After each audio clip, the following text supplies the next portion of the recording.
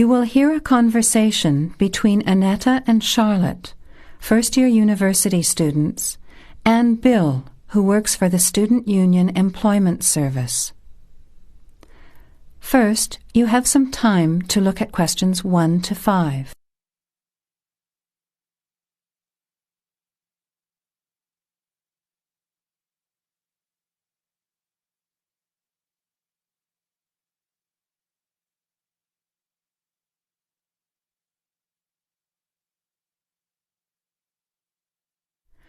Now, let's begin. Answer the questions as you listen. You will not hear the recording a second time. Listen carefully to the conversation and answer questions 1 to 5. Hi Bill, this is my friend Charlotte. She's doing first year science too. Pleased to meet you, Charlotte. Annetta told me you want some part-time work. Now, I just have to complete your details on the computer. What's your surname? Johnston. With an E? Yes, JohnstonE. I know that you live in the Heathfield Street student residence, but I can't remember the street number there. It's 126. 126. Good. And the phone number? Well, actually, I never give people that number because sometimes nobody answers or they forget to pass on the messages. So, I bought a mobile phone yesterday, but I can't remember the number. I think it's 0414 847 748. I'll just check. No, sorry, not 748. It's 749. 0414 847 749? Yes, that's right. I must try and remember it. And what sort of work are you looking for? Well, anything really, I suppose, though it depends when it is. I'd rather work during the day, if that's possible. How many hours a week were you thinking of? Oh, I'm not sure. Maybe about 10. But I need to keep at least 2 days a week free for study. Do you have any work experience? Not much, though I used to help in my uncle's shop when I was at school. OK. Well, I'll put it in, but we don't usually get shop work. What about gardening? I'd rather not. Everything I touch dies. What other kinds of work are there? Well, there's a lot of demand for house cleaning, fast food preparation and kitchen work and pizza delivery if you've held a driving licence for 12 months. I'm not sure. Can I have a look at the vacancies while you talk to Annetta? Before you hear the rest of the conversation, you have some time to look at questions 6 to 10.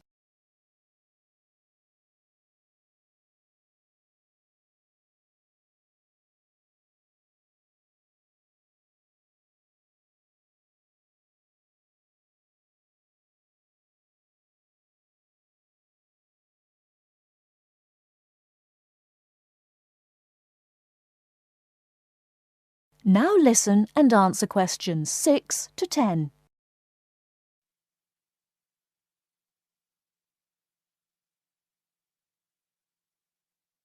Bill, I'd like to change my job.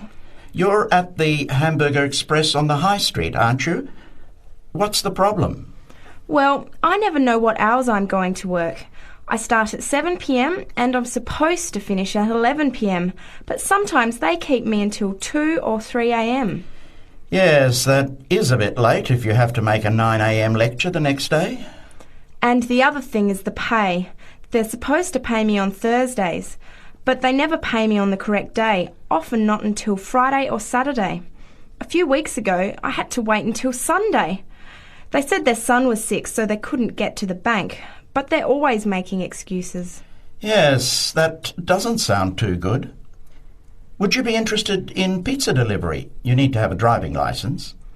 Yes, I've got a licence, but I think I'd like to change from working in the evening.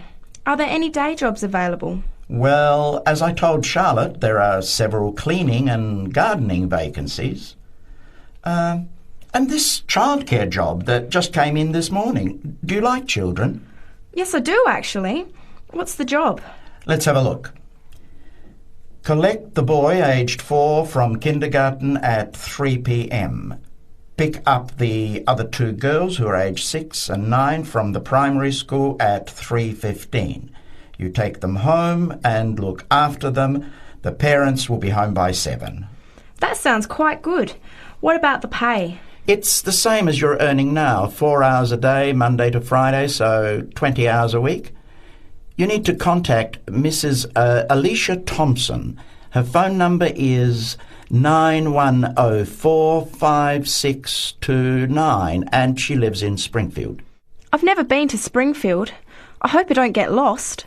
Don't worry. It sounds quite straightforward. Let's have a look at the street directory. The Thompsons live here in Tulip Street, number 252. So you catch the 631 bus, get off here next to the post office in Daisy Terrace. Walk past the post office to the corner, and on the opposite corner is the kindergarten. Then walk down Daffodil Place and cross over to the primary school. Then keep going down Daffodil Place to the corner and turn right into Tulip Street. That is the end of part 1. You now have half a minute to check your answers.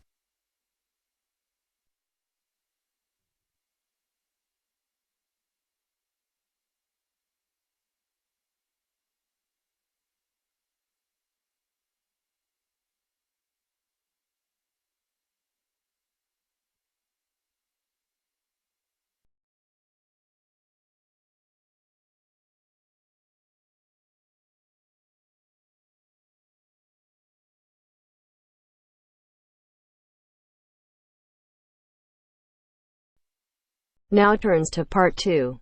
Part 2. 2. You are going to hear a talk given by an international student. First, you have some time to look at questions 11 to 16.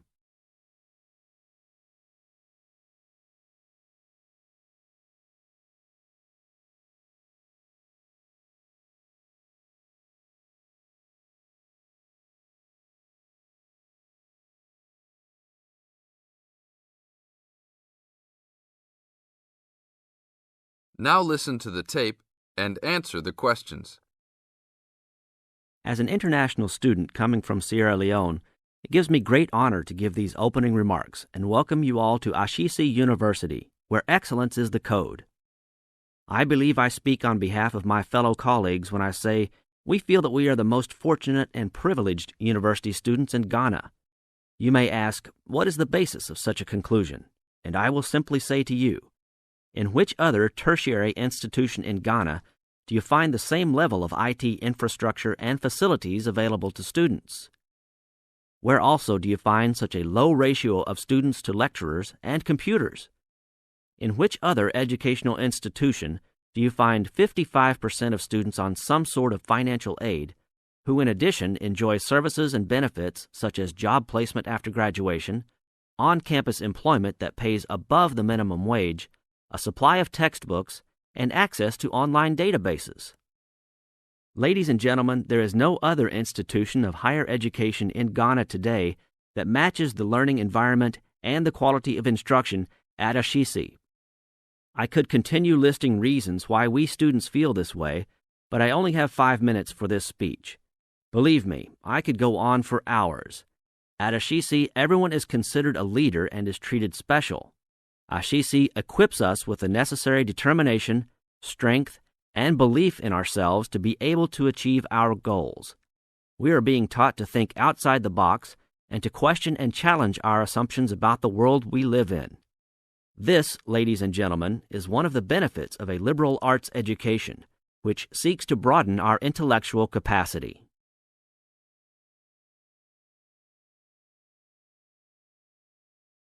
Now look at questions 17 to 20.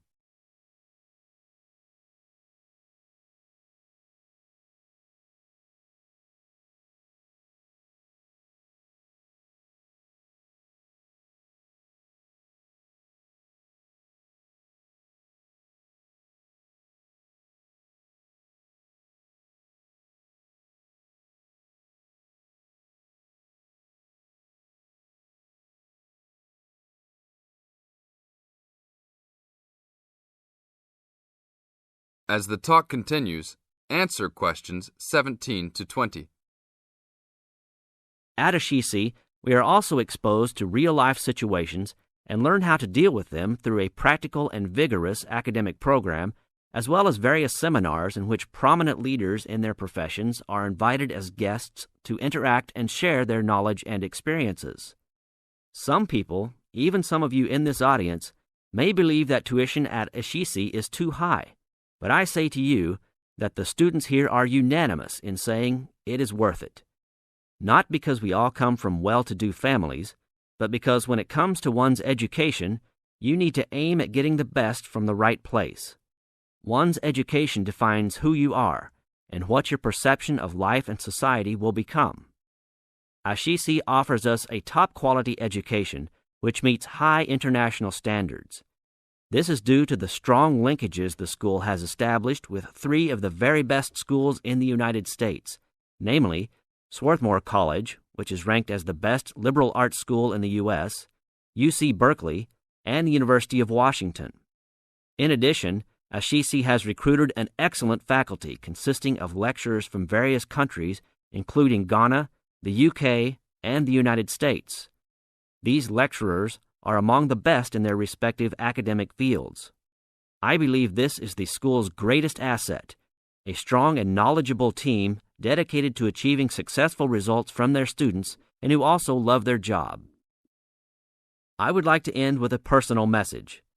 My fellow students, because we are among the most privileged in our society, we should take responsibility for our own destinies, make our parents proud, and create a legacy for those that follow us and Africa as a whole. We must give back to our society after completing school and achieving our goals in life, which I believe we all can if we properly utilize our time and take advantage of all that is offered here at Ashisi. That is the end of part 2. You now have half a minute to check your answers.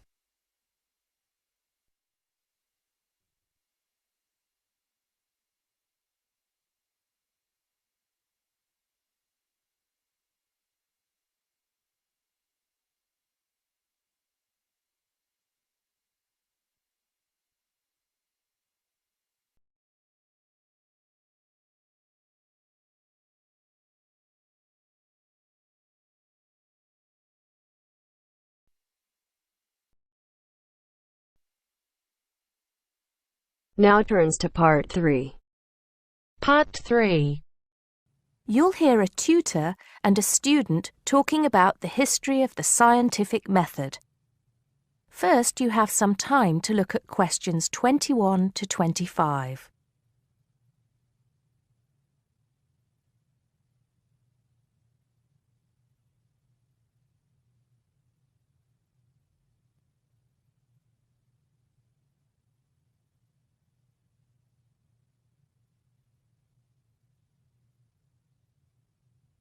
Now listen carefully and answer questions 21 to 25. Hello, Simon. Come in. Take a seat. Now, I wanted to talk to you about your assignment. Yes, the one on the scientific method. That's right. I just wanted to see how you were getting on. Well, I think it's fine. I mean, I haven't done a huge amount of work on it because I've been working on other things. But what I've read so far seems fine. How many of the references that I gave you have you managed to get hold of? Not too many, I'm afraid. It seems that everyone else is working on the same things at the same time. And every time I look, the books are checked out from the library. Right. Well, I think that we can go over the main ground together now. That way, even if you don't manage to go through all the references in detail, you'll still have an overview. What has helped you most so far? I've managed to have a look at 3 of them. I thought that Johnson made some good points, but it was hard to follow the line of her argument. Bradman was simple and straightforward, and I felt as if I got a lot out of that. I wish I could say the same for Whitaker. To be honest, I didn't get very far with that. Okay, that's more or less what I'd expect. So tell me, what have you learned so far about the role of the Egyptians and the Babylonians? Yes. Well, there's evidence that the basic components of the scientific method, examination, diagnosis, treatment, and prognosis, were being used in the early 1600s BC, especially in the treatment of certain illness. Good. Yes, that's right. And the point, of course, is that that represented a considerable advance over relatively simple, non-empirical approaches, which usually attributed anything unknown to the actions of the gods, etc. Of course, the Egyptians and Babylonians did this as well, but what we see emerging here is a willingness to base opinion on systematic study of the real world, which is at the root of the scientific method. I see. Right, yes. And then that reappears later. Yes, although don't get carried away with the idea that it was a simple process of development. By the time we get to ancient Greece, let's take the period towards the middle of the 5th century BC, the rules governing the scientific method were practiced on a widespread scale, but there were still many people who believed that real truth could only be acquired by pure rational thought. Plato, of course, had a great influence on the development of the scientific method during this period.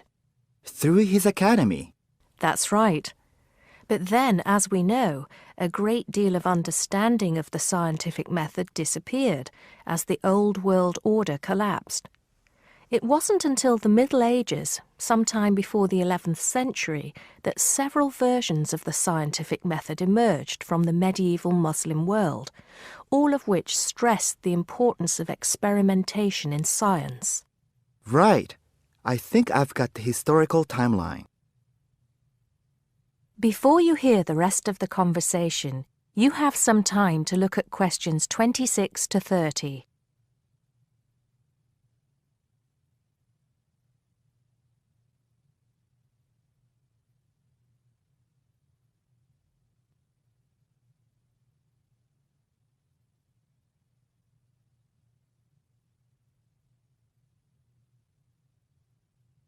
Now listen and answer questions 26 to 30. The other thing I'm struggling with slightly is actually pinning down precisely what we mean by the scientific method. I wonder if you could give me some pointers on that. Sure. Well, it's best to think of the scientific method as a series of steps in a process which allows us to find answers to questions about the world around us. So the first step is to identify the problem. What is it that you want to know or explain? And then I think the next step is designing an experiment.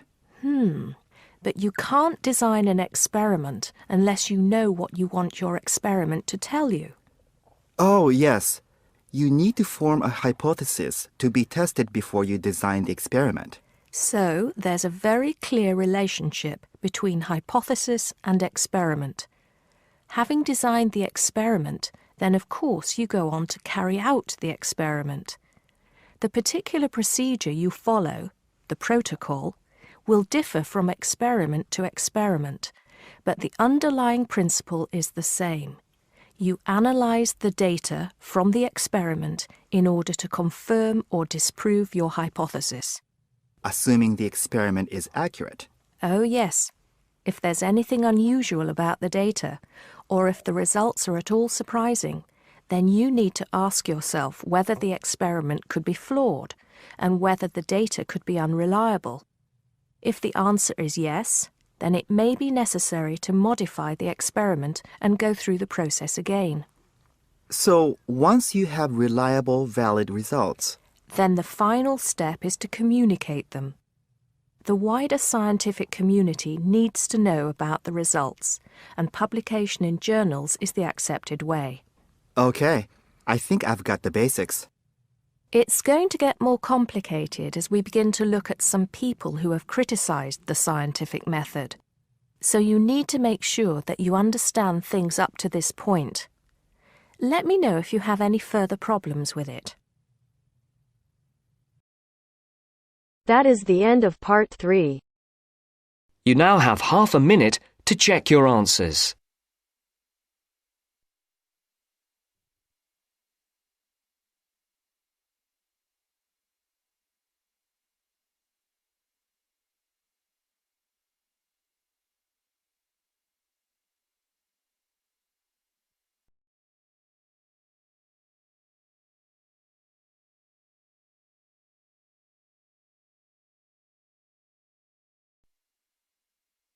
Now turns to part 4. Part 4. You are going to hear a lecturer giving a talk on a type of fundraising for business called crowdfunding. First, you have some time to look at questions 31 to 40.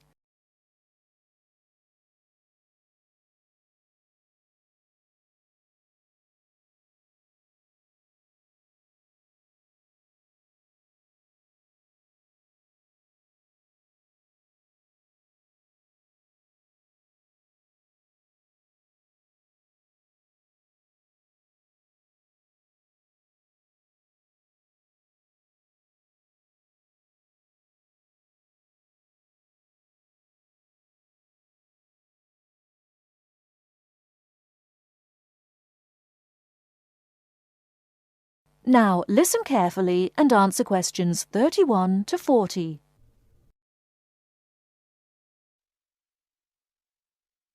Good morning, everyone. Today, we're continuing our look at funding opportunities for small startup businesses. The emergence of social media has given companies the ability to connect with fans and potential customers directly. On the back of the growth in social media, a model of raising finance has emerged known as crowdfunding. This revolutionary way of raising finance began with micro-lending in the 90s. More recently, an equity-based model has emerged that allows people to invest directly in a new company. We're going to examine this in more detail later, but let's turn first to a third model, which I'll term a fan-based model. With this model of crowdfunding, individuals are encouraged to give an amount of money to support the launch of a project or initiative without the promise of any financial return. Instead, there's a reward for donating. This contrasts with the micro-lending model, which would require a return on investment, and the equity-based scheme, which may offer shares. Crowdfunding portals or websites allow the business concerned to present the initiative along with the financial target required. There's a fixed time limit for fundraising, and if the target amount is reached, all donations are paid to the company or individual. Whether it's an author planning to write a new book, an independent film company looking to make a new film, or a technology company with an idea for an app, the person or company needing funding would turn to its fan base for support. This is managed through one of the many crowdfunding online portals that have emerged. Of course, a fan or supporter of a particular initiative is likely to give money anyway. But donation-based crowdfunding will often make donating even more attractive by offering a rewards-based incentive scheme. Let's take a film company, for example, that needs funding for a new film. For a small set donation, the donor might be offered a free ticket to the premiere or a DVD of the film. A larger set donation might be rewarded by the chance to attend a launch event when the film goes live. Those people who make bigger donations could even be offered the chance to meet the cast of the film, whilst the highest level donation could see the person's name mentioned in the film credits. For companies that already have a significant fan base, crowdfunding offers a fantastic opportunity to raise money quickly from a large number of people, each of whom donates just a small amount of money. Compare this to the time and effort that would be needed to sell your idea to investors or your bank manager, particularly in an age when raising finance can be difficult. The company may also have links with partner companies or organizations that run fundraising events. In this case, you can significantly increase participation by working with these organizations to promote your crowdfunding project. Another significant advantage is that you can reach out to your fan base for feedback on the project while it's being developed, thus making the final product more appealing. Crowdfunding enables you to raise awareness of the product at an early stage, thus increasing the potential for sales. With so many people behind you, it can also act as a great incentive to get the best possible product out on time and on budget. However, there are disadvantages to bear in mind. The model can be described as all or nothing. If you don't reach the monetary target required in the agreed time, all promises of donations are cancelled and no money is paid, leaving you back at square one. Should this happen, or still worse, you receive the funding but are unable to come up with the product, not only will your fans end up disappointed, but the portal will record the fact that you failed to reach your target, or that the initiative failed. Fulfilling all the pledges that you've made to people can also be very time-consuming.